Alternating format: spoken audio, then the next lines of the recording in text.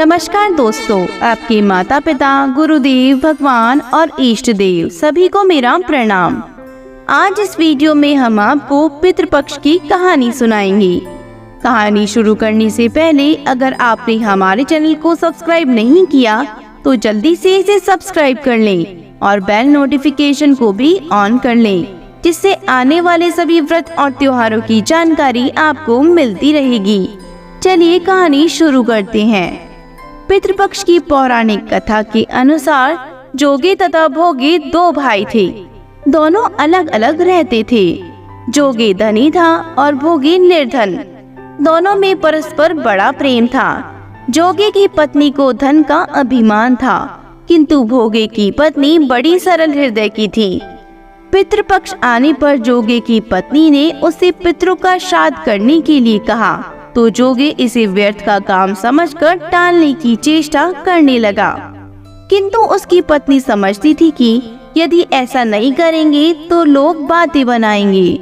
फिर उसे अपने मायके वालों को दावत पे बुलाने और अपनी शान दिखाने का यह उचित अवसर लगा। अतः वह बोली, आप शायद मेरी परेशानी की वजह से ऐसा कर रहे हैं, किंतु इसमें मुझे कोई परेशानी नहीं होगी। मैं भोगी की पत्नी को बुला लूंगी, दोनों मिलकर सारा काम कर लेंगी। फिर उसने जोगी को अपने पियर न्योता देने के लिए भेज दिया। दूसरे दिन उसके बुलाने पर भोगी की पत्नी सुबह सवेरे आकर काम में जुट गई। उसने रसोई तैयार की, अनेक पकवान बनाए, फिर सभी काम निपटाकर अपने घर आ गई। आखिर उसे भी तो पितरों का श्राद्ध तर्पण करना था। इस अवसर पर न जोगी की पत्नी ने उसे रोका न वह रुकी। शीघ्र ही दोपहर हो गई। पितृ भूमि पर उतरे।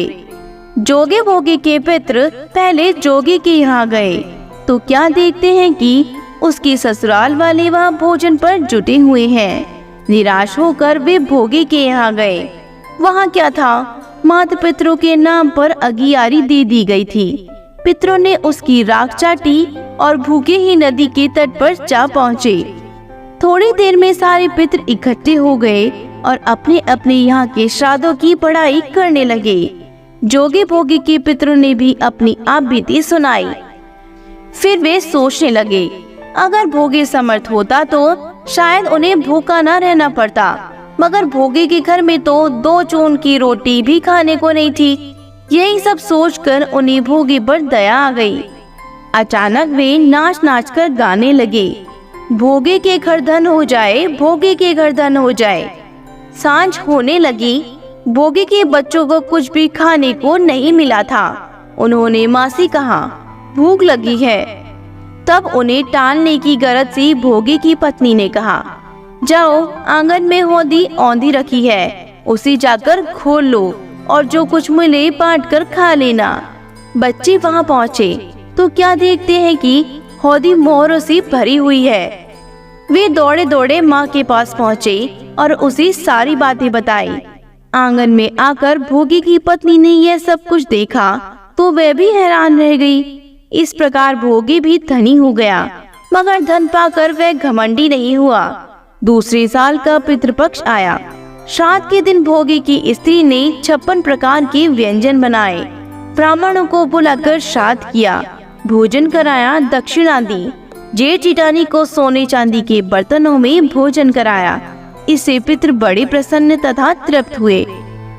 जैसे भोगी के पितरों ने विधि विधान से श्राद्ध करने पर भोगी को संपन्न कर दिया, वैसे ही पितृपक्ष में अगर कोई भी अपने पितरों का विधि विधान से श्राद्ध और तर्पण आदि संस्कार करता है तो उसे धन धान की प्राप्ति होती है। उसके जीवन के सारे कष्ट दूर हो जाते हैं। हे पितृ देवता, जैसे आपने भोगी पर अपनी कृपा की, वैसे ही श्राद्ध पक्ष में आपके निमित्त पूजा पाठ करने वाले, ब्राह्मणों को दान दक्षिणा देने वाले, इस कहानी को कहने सुनने और हुंकार भरने वालों पर अपनी कृपा करना।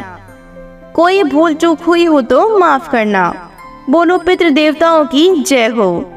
हमारे वीडियो में अंत तक बने रहने के लिए आपका बहुत बहुत धन्यवाद। अगर आपको हमारी कहानी पसंद आई हो तो हमारे वीडियो को ज्यादा से ज्यादा शेयर जरूर करें।